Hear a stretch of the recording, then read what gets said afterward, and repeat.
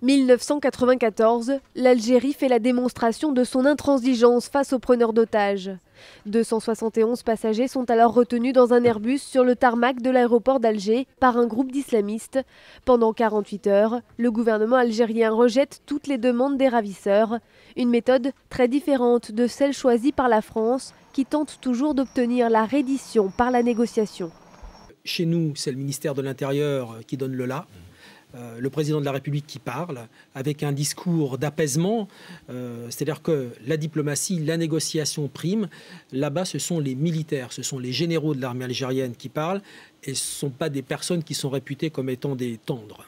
À l'époque, cette inflexibilité coûte la vie à 3 des otages exécutés par les terroristes.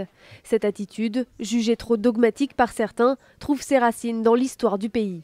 Dans la mesure où ils ont eu une opposition intérieure avec les islamistes très importante, à partir du moment où ils auraient donné le sentiment qu'on pouvait négocier, il pouvait y avoir une multiplication de ce type de prise d'otage.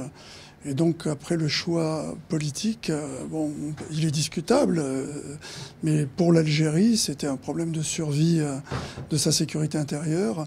L'avion est finalement détourné sur Marseille sous la pression du gouvernement français. Le GIGN donne alors l'assaut et réussit à libérer tous les passagers.